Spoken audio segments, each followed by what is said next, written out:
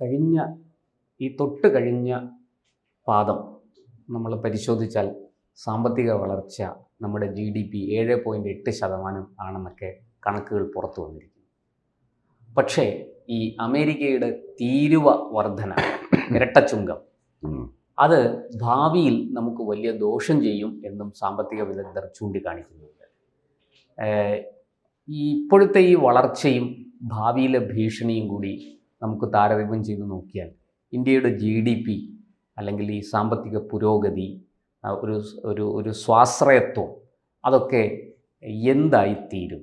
ഈ പറയുന്നത് പോലെ ഒരു വലിയ വെല്ലുവിളി നമുക്കുണ്ടോ?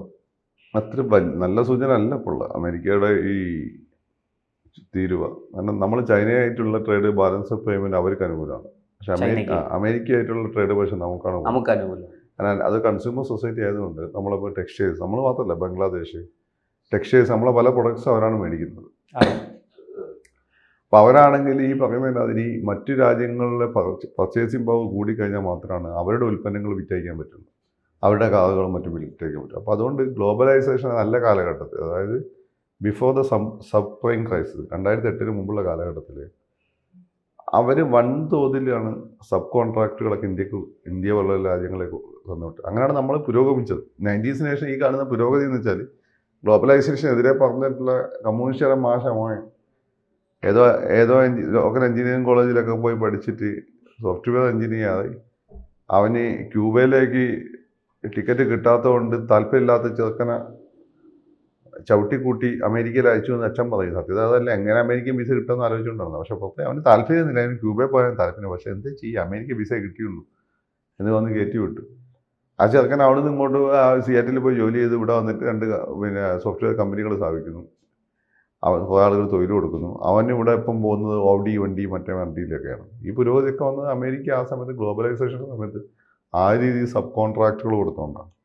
അവർ താരിഫ് പൊതുവെ ഇന്ത്യൻ ഉൽപ്പന്നങ്ങൾ താരിഫൊക്കെ വളരെ പൊതുവെ ക്വാളിറ്റി നിലനിർത്തുന്ന താരിഫ് കുറവായിരുന്നു. അപ്പോൾ മാത്രമല്ല, എന്നാൽ നമ്മളാണ് ഒടുക്കത്തെ താരിഫ്. ഇപ്പോൾ അമേരിക്കയിൽ നിന്നൊരു ഫോർഡിൻ്റെ വണ്ടി ഇങ്ങോട്ട് അതൊക്കെ 300 ഇരട്ടിയൊക്കെ ആയിരുന്നു. ഇന്ദിരാഗാന്ധിയുടെ സമയത്ത് അതിൻ്റെ ടാക്സ് കൊടുക്കേണ്ടിയിരുന്നു. 300 ഇരട്ടിയായിരുന്നു ടാക്സ്. അത് ഗ്ലോബലൈസേഷൻ വന്നതിന് ശേഷമാണ് അതിലൊക്കെ ഗ്ലോബലൈസേഷൻ വന്നേക്കോ ഇപ്പോഴും ഉണ്ട്. എനിക്ക് 100% ഫുള്ളി ബിൽഡ് ഇപ്പോൾ ലംബോഹിനി നിൽക്കുമ്പോൾ ചെയ്യുന്ന 100% ടാക്സ് കൊടുക്കണം നമ്മൾ. അപ്പം ഇതിനിടയ്ക്ക് അമേരിക്കയ്ക്ക് എന്ത് പറ്റിയത്, ഈ സപ്ലൈം ക്രൈസിസ് വന്നുകൊണ്ട് അമേരിക്ക എക്കോണമി തകർന്ന് തരുമായിപ്പോയി. അമേരിക്ക വെള്ളക്കാരനായിട്ടുള്ള തൊഴിലാളി വർഗം പെട്ടുപോയി. അതിൻ്റെ ഉൽപ്പന്നമാണ് ട്രംപ് ജയിച്ചത് മൊത്തം ഈ പറയുന്ന പോലെ വെള്ളക്കാരായ തൊഴിലാളി വർഗ്ഗക്കാർ കൂടുതലുള്ള സ്ഥലങ്ങളിലാണ്. ഡിട്രോയിസിലൊക്കെ ഒരുപാട് കാർ കമ്പനികൾ പൂട്ടിപ്പോയി. ഓപ്പൽ എന്നൊക്കെ പറഞ്ഞിട്ട് കാർ കമ്പനി പൂട്ടിപ്പോയി. ഇപ്പം രണ്ടാമത് ഇലക്ട്രോണിക് ആയിട്ട് വരുന്നുണ്ടെന്നു. അതുപോലെ GMC ഒക്കെ പല മോഡൽ, ഹംബി എന്നൊക്കെ പറഞ്ഞുള്ള മോഡലുണ്ട്, അതൊക്കെ നിർത്തേണ്ടി വന്നു വരും. അതിപ്പോൾ ഇലക്ട്രിക്കായി തിരിച്ചു വരുന്നുണ്ട്. അങ്ങനെ ലീമാൻ ബ്രദേഴ്സ് പോലുള്ള വലിയ ഇൻവെസ്റ്റർ ഫ്രണ്ട്ലി ആയിട്ടുള്ള ബാങ്കുകൾ പോയി. അമേരിക്ക ഇപ്പം അന്ന് ഞാൻ കേട്ടത് പ്രശാന്ത് പോയി, പ്രശാന്തിന് അവിടെ ഒരു ഗ്രീൻ കാർഡ് കിട്ടിക്കാൻ ഇഷ്ടംപോലെ ലോണാണ്. എന്നുവെച്ചാൽ ബേസൽ 3 നോംസോ 4 നോംസോ അവിടെ ഓൾറെഡി നടപ്പിലാക്കി, നമ്മളവിടെ നടപ്പിലാക്കിയില്ല. അപ്പോൾ മോഡി അമേരിക്ക നമ്മൾ ബേസിക്കലി എടുക്കുന്ന ഒരു പ്രശ്നം അതാണ്. ബാങ്കിങ് സെക്ടറിൽ റിഫോംസ് കൊണ്ടുവരണം എന്ന് അമേരിക്ക ആവശ്യപ്പെട്ടു. ഇൻഷുറൻസ് സെക്ടറിൽ മോഡി ഇൻഷുറൻസ് സെക്ടറിൽ കൊണ്ടുവന്നു, ബാങ്കിങ് സെക്ടറിൽ കൊണ്ടുവന്നില്ല. ഇപ്പോൾ തന്നെ നമ്മുടെ ശമ്പളത്തിൻ്റെ 40% വരെ നമുക്ക് പരമാവധി ലോൺ കിട്ടുള്ളൂ. മറ്റേത് ബേസൽ 3 ആണെന്ന് തോന്നുന്നു, എക്സാക്ട് ഞാൻ പറഞ്ഞു. പുതിയ റിഫോം നടപ്പിലാക്കി കഴിഞ്ഞാൽ നമുക്ക് നമ്മുടെ ശമ്പളത്തിൻ്റെ ഇരട്ടി ചിലപ്പോൾ ലോൺ കിട്ടും. അപ്പോൾ നമുക്ക് ഫോർഡിൻ്റെ വണ്ടിയൊക്കെ കൂടുതലായിട്ട് എടുക്കാം. അമേരിക്കയ്ക്ക് വേണ്ട അതാണ്. പക്ഷേ അതോടൊരു പ്രശ്നം എന്ന് വെച്ചാൽ അവസാനം ഈ ബബിള് കുമിഞ്ഞുകൂടി പൊട്ടിക്കഴിഞ്ഞാൽ ഇന്ത്യൻ എക്കോണമി നാശകോശമായി പോകും. ഇതറിയാണ്ട് മോഡിക്ക് താല്പര്യമില്ലായിട്ടൊന്നല്ല, ഇന്ത്യക്കാരുടെ പർച്ചേസിംഗ് പവറൊക്കെ കൂടും. പക്ഷേ ഇത് ഇക്കോണമിയെ അതുകൊണ്ട് മോഡി അതിന് നിന്നില്ല. ഇതാണ് ഇവരെ സത്യത്തിൽ നമ്മളാരും കാണാതെ. പക്ഷേ അമേരിക്കയുടെ ബേസിക് പ്രോബ്ലം ഇതാണ്. ബാങ്കിങ് സെക്ടറിൽ അമേരിക്ക വിചാരിച്ച പോലെ റിഫോംസ് കൊണ്ടുവന്നില്ല എന്നുള്ളതാണ്.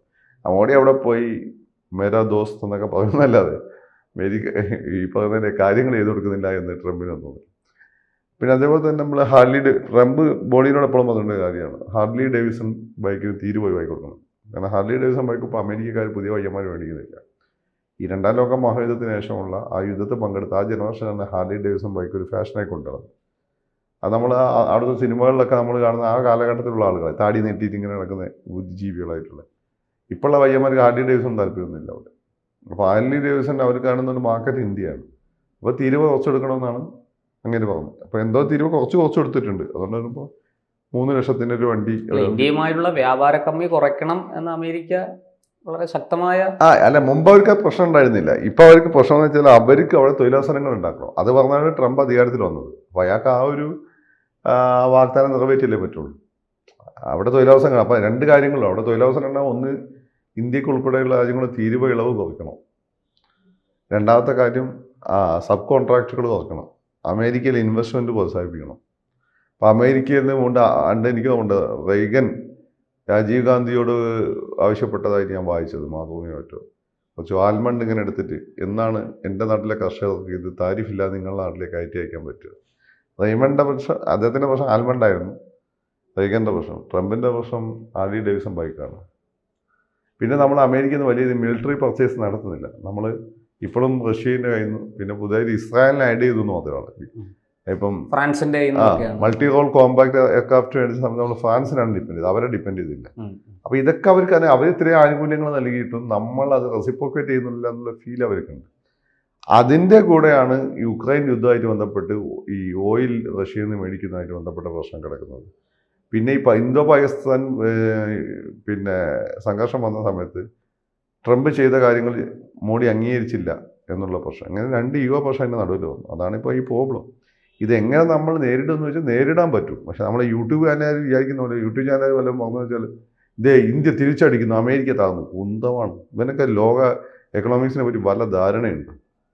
അമേരിക്ക വേണ്ടി പ്രശ്നമുണ്ട്. അല്ല, തീർച്ചയായിട്ടും. ഇപ്പം ഇന്ത്യ അതുകൊണ്ടാണ് വളരെ പ്രയാസപ്പെട്ട് ഈ ആഫ്രിക്കൻ രാജ്യങ്ങൾ, ലാറ്റിൻ അമേരിക്കൻ രാജ്യങ്ങളൊക്കെ ആയിട്ട് ബിസിനസ്സിലേക്ക് പോകുന്നത്. അവിടെ അവരുമായിട്ട് വ്യാപാരം ചെയ്യാൻ തയ്യാറായത് മുമ്പ് അത്ര നമ്മൾ കേട്ടിട്ടില്ലല്ലോ. അത്ര കാര്യമായ ബ്രസീൽ പോലെയുള്ള ചില രാജ്യങ്ങൾ. പക്ഷേ അതിന്റെ കാര്യം അതല്ല, ഇതിന്റെ കാര്യം പർച്ചേസിംഗ് പവറാണ്. അമേരിക്കക്കാരൻ ഒടുക്കത്തെ പർച്ചേസിംഗ് പവറാണ്. ഇപ്പോഴും പർച്ചേസിംഗ് പവർ ഉണ്ട്. ഈ ബ്രസീലിനൊന്നും അങ്ങനെ വലിയ പർച്ചേസിംഗ് പവർ. ആഫ്രിക്കൻ രാജ്യങ്ങളുടെ കാര്യം നമ്മളെക്കാട്ടും കഷ്ടമാണ്. അപ്പോൾ നമുക്ക് ഈ ആഫ്രിക്കനെയും ബ്രസീലിനെയും ഒന്നും ആശ്രയിക്കേണ്ട ആവശ്യമില്ല. നമ്മൾ തന്നെ വലിയൊരു വിപണിയാണ്. ഇപ്പോൾ അമേരിക്കയ്ക്ക് ഇല്ലാത്തൊരു കാര്യം നമുക്കുണ്ട്. നമുക്ക് സ്വന്തമായ വിപണിയാണ്. പക്ഷേ നമ്മളെ പർച്ചേസിംഗ് പവർ ഉണ്ടെങ്കിലേ നടക്കുള്ളൂ. ഇപ്പം തന്നെ ഈ ഗ്ലോബലൈസേഷനാണ് ശേഷമാണ് നമ്മുടെ പർച്ചേസിംഗ് പവർ കൂടിയത്. അതിനുശേഷമല്ല നമ്മളൊക്കെ ബൈക്ക് എടുത്തത്, നമ്മളൊക്കെ കാർ എടുത്തത്, നമ്മളെ ബ്രാൻഡഡ് ഷർട്ട് ഇടാൻ തുടങ്ങിയത്. അപ്പോൾ ഗ്ലോബലൈസേഷൻ്റെ റിവേഴ്സ് ഇമ്പാക്റ്റാണ് ഇപ്പോൾ ഇത് ഉണ്ടാക്കാൻ പോകുന്നത്. അതാണ് പ്രശ്നം. നമ്മൾ അത് വളരെ തന്ത്രപരമായി നമ്മൾ മുന്നോട്ട്, അത് ചില കുഴപ്പം അങ്ങനെ ഒരു കോംപ്രമൈസും ചെയ്യേണ്ടി വരും. ഇല്ലെങ്കിൽ എന്താ പ്രശ്നം എന്ന് വെച്ചാൽ ഇത് മണി നമ്മുടെ ലിക്വിഡിറ്റിനെ കുറയ്ക്കും. ലിക്വിഡിറ്റി കുറച്ച് പർച്ചേസിംഗ് പവർ കുറയ്ക്കും. പർച്ചേസിംഗ് പവർ കുറയ്ക്കുമ്പോൾ ഇവിടെ ഉണ്ടാക്കുന്ന ഉൽപ്പന്നങ്ങളും മേടിക്കാൻ നമ്മളെ ഈ ആളുകൾക്ക് കാശില്ലാത്തൊരവസ്ഥ വരും. അതാണ് വലിയ പ്രശ്നം. ഈ ഒരു ക്രൈസിസ് നമ്മൾ നേരിടുന്നത്. അതിനെ മറികടക്കാനാണ് നമ്മൾ ആഫ്രിക്കൻ വിപണിയും ഈ പറയുന്ന ഏഷ്യൻ വിപണി, തെക്കേക്കൻ ഏഷ്യയിലേക്ക് പണ്ടേ വാജ്പേയിയുടെ സമയത്ത് ഒരു ഇൻട്രോഡ് നമ്മൾ ഉണ്ടാക്കി വെച്ചിരുന്നു. ലാറ്റിൻ അമേരിക്ക നമ്മൾ ശ്രമിക്കുന്നത്. പക്ഷേ ഇതിൻ്റെ ഒരു കാര്യം വെച്ചാൽ ആഫ്രിക്കൻ ആദ്യം നമ്മൾ ഇന്ത്യയിൽ ചെയ്യേണ്ട പണി തന്നെ നമ്മൾ ചെയ്യണം. ഇന്ത്യയിൽ ചെയ്യുന്ന പണി തന്നെ ആഫ്രിക്കനും ചെയ്യണം. ആഫ്രിക്കൻ്റെ പർച്ചേസിംഗ് പവർ കൂട്ടണം. ഇങ്ങനെയാണ് നമുക്ക് അമേരിക്കൻ സാധനങ്ങൾ മേടിക്കാൻ പറ്റും. ഗോൾഡ് സ്റ്റാർ TV, ഇതൊക്കെയാണ് അമേരിക്കൻ സാധനങ്ങൾ ആദ്യം നമ്മൾ മേടിക്കുന്നത്. Motorola phone. അമേരിക്കക്കാരും ഗ്ലോബലൈസേഷനിലൂടെ ആദ്യം നമ്മുടെ പർച്ചേസിംഗ് പവർ കൂട്ടി. ഈ പർച്ചേസിംഗ് പവർ കൂട്ടിയപ്പോൾ നമ്മൾ അവൻ്റെ സാധനങ്ങൾ മേടിച്ചത്. അവൻ്റെ കാറുകൾ മാത്രമാണ് ഇവിടെ വിൽക്കാതെ പോയിട്ടുള്ളൂ. ബാക്കി സാധനങ്ങളൊക്കെ ഇവിടെ വിറ്റിട്ടുണ്ട്, മോട്ടറോളയൊക്കെ. പിന്നെ അവർക്ക് ബെറ്റർ മാർക്കറ്റ് കിട്ടുകൊണ്ട് അവർ ഇവിടെ അധികം കോൺസെൻട്രേറ്റ് ചെയ്യും. പിന്നെ മാത്രമല്ല പിന്നെ കൊറിയയിലൊക്കെ ഉള്ള പല കമ്പനികളിലും ഇൻവെസ്റ്റ് ചെയ്തിരിക്കുന്നത് അമേരിക്കക്കാരാണ്. അതിൽ ലാഭം ഇൻഡയറക്റ്റ്ലി അവർക്കാണ് കിട്ടുന്നത്. ജപ്പാനിലുള്ള പല കമ്പനിയിലും ഇൻവെസ്റ്റ് ചെയ്തിരിക്കുന്നത് ജനറൽ മോട്ടോഴ്സാണ്. ലാഭം അവർക്ക് കിട്ടുന്നുണ്ട്. അതുകൊണ്ടാണ് അവർ അനങ്ങാതിരുന്നത്. അപ്പം നമ്മൾ ഇതിനെ അമേരിക്കയിലെ നമ്മൾ ആഫ്രിക്കയും മറ്റു രാജ്യങ്ങളുമായിട്ട് നമ്മൾ കോമ്പൻസേറ്റ് ചെയ്യാൻ നോക്കാന്ന് പറയുമ്പോൾ അത് അത്ര എളുപ്പമല്ലത്. പർച്ചേസിംഗ് പവർ വേണ്ടേ? അപ്പോൾ ഈ ബ്രസീലൊക്കെ നമ്മളെപ്പോലെ ഒരു രാജ്യമാണ്. നമ്മൾ അത്രയും പോപ്പുലേഷനും ഇല്ല. ഈ ആഫ്രിക്ക നമ്മളെ മൊത്തം കോണ്ടിനെന്റ് എടുത്താൽ നമ്മളെക്കാട്ട് പോപ്പുലേഷനും ഉണ്ട്. പക്ഷേ പ്രോബ്ലം എന്താണ്? നമ്മൾ അത്ര പർച്ചേസിംഗ് പവർ ഇല്ല. അപ്പോൾ ഇതൊരു ക്രൈസിസ് ആണ്. അപ്പോൾ അതിൽ ടു മച്ച് ഓഫ് ഈ ജിങ്കോയിസ്റ്റിക് നാഷണലിസം കൊണ്ട് വിജൃംഭിച്ചിരിക്കുന്ന വിവരമില്ലാത്ത ആളുകളെ പിന്നെ നമുക്ക് അഡ്രസ്സ് ചെയ്തുകൊണ്ട് നമുക്ക് മുന്നോട്ട് പോകാൻ പറ്റില്ല. അത് കോംപ്രമൈസുകൾ വേണ്ടി വരും, വിട്ടുവീഴ്ചകൾ വേണ്ടി വരും. എന്നിട്ട് അതിൻ്റെ ഒപ്പം തന്നെ നമ്മളെ പർച്ചേസിംഗ് പവർ ഉയർത്താനുള്ള ശ്രമങ്ങൾ നടത്തും. അപ്പോൾ എനിക്കൊന്ന് മോഡിയുടെ പണ്ടത്തെ പ്ലാൻ അത് തന്നെയാണ്. അതായത് 25 വർഷങ്ങളിൽ എടുക്കും ഇന്ത്യൻ വിപണി അല്ലെങ്കിൽ ഇന്ത്യൻ സമൂഹത്തിൽ ഒരു പരിവർത്തനം വരാൻ. അതിനുള്ള പാതയിലാണ്. അല്ല, അതുകൂടെ കണ്ടുകൊണ്ടാണോ ഈ ഇൻകം ടാക്സിന്റെ പരിധിയൊക്കെ കൂട്ടിയത്? അതായിരിക്കും അതൊക്കെ ആയിരിക്കും. അപ്പോൾ ഇതിൻ്റെ ഒരു വലിയ ഉത്തരവാദിത്വം നമുക്ക് എല്ലാവർക്കും ഉണ്ട്. വളരെ സൂക്ഷിച്ച് മാത്രം തുഴയേണ്ട ഒരു സമയമാണത്. ട്രംപിനെ സംബന്ധിച്ച് അയാളെ കുറ്റം പറയാൻ പറ്റില്ല. അല്ലെങ്കിൽ അയാൾ അത് പറഞ്ഞുകൊണ്ടാണ് അവിടെ അധികാരത്തിൽ വന്നത്. അപ്പോൾ മോഡി പാകിസ്ഥാനുമായിട്ട് കാശ്മീർ അങ്ങ് വിട്ടുകൊടുക്കാമെന്ന് മോഡിക്ക് അറിയാൻ പറ്റും. പിന്നെ മോഡി ഇല്ലല്ലോ. അതാണ് ട്രംപിൻ്റെ അവസ്ഥ. കൂടുതൽ വാർത്തകളും വിശേഷങ്ങളും നിങ്ങളിലേക്ക് എത്താൻ ABC മലയാളം സബ്സ്ക്രൈബ് ചെയ്യുക. ബെൽബട്ടനും അമർത്തുക.